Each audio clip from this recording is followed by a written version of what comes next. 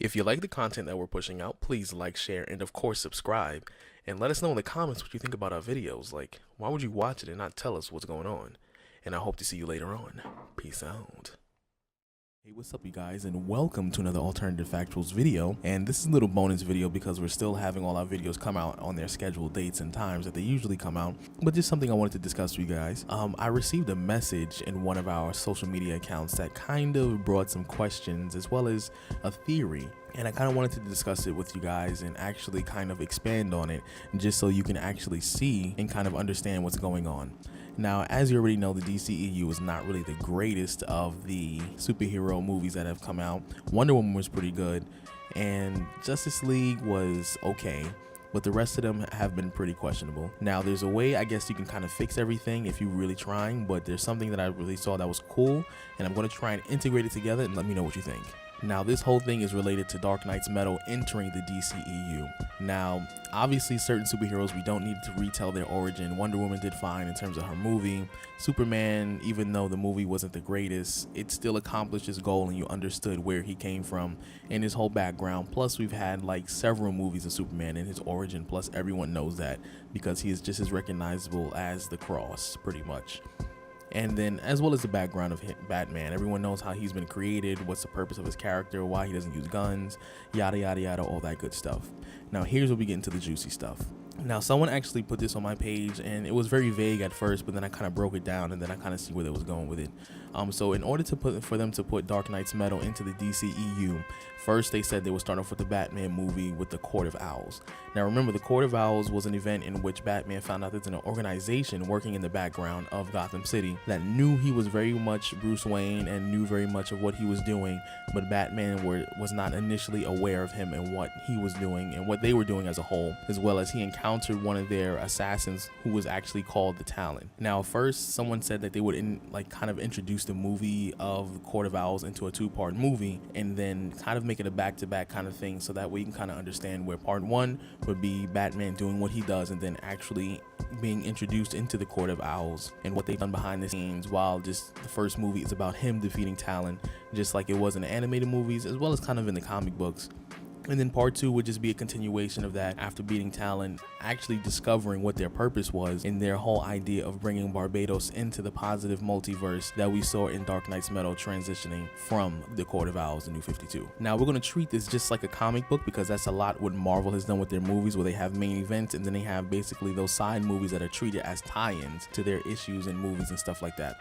So over the course of all the Justice League movies, we'll give like small hints that will give the total event of Dark Knight's metal in a Justice League movie, even though it's kind of mainly about Batman. It's the same concept of Infinity War, how Iron Man and Doctor Strange and even a little bit of Spider-Man were usually the main focus of the Avengers, and everyone else was kind of just like an appearance or an added feature, so to speak. Now both movies will start to introduce the metals. Like the first movie will probably introduce like one or two metals having to do with Dionysium as well as the Batmanium, whatever metals they decide to introduce into the DCEU. But as they kind of transition into each movie in between the second part of the Court of Owls of Batman, then they'll kind of introduce all the metals, and each of the DC movies having to do with Aquaman, Batman, because it can be integrated into these different movies pretty well. Then after the Court of Owls is actually completed, they actually can kind of transition off into the movies as in the tie-ins once again, and they'll start to tell their own individual stories of how they're starting to realize these certain particular events are taking place, but they're not going to be the main plot of each of these stories. They're still going to have their own stories, but these little hints, these little tidbits of information that's going to be released about the Dark Multiverse and the Court of Owls and how they're manipulating situations in order for them to get Batman and the League to open up this doorway to the Dark Multiverse will eventually come to fruition later on in the series of events. And much like Marvel movies, we're going to introduce it as if this is like the first Avengers movie, except Justice League already came out, so this is going to be the second Justice League. And I guess you can give it the title Justice League The Dark Multiverse, where it doesn't have to be anything extravagant and you let the internet do its job. A lot of people are going to be wondering what the heck is a Dark Multiverse in Justice League, and they're going to be Googling it, they're going to be YouTubing it, and let the internet kind of fill in some of the blanks, because the movie is going to explain what's going on in the first half as well as in the second half when we get there. After we finish the first movie, then we can kind of transition off like what happened. Like this is kind of the aftermath of the Dark Multiverse being open into the DCEU, you can kind of leave it on the fact that the portal was opened up, and then there's different versions of Batman, one with the Doomsday virus, which you've seen actually in Batman vs Superman, so that wouldn't be a far-fetched thing. You have a Batman who has like Aquaman related powers, which isn't a far concept because Aquaman is currently in the works. And then you have a Batman that has a Green Lantern ring. You know, we have all these alternate versions of Batman from the Dark Multiverse, trying to kind of bring Barbados into this main positive multiverse. And you can take that same concept into the DCEU, but we're going to end the movie with them stepping into the multiverse like they did in Dark Knight's Metal.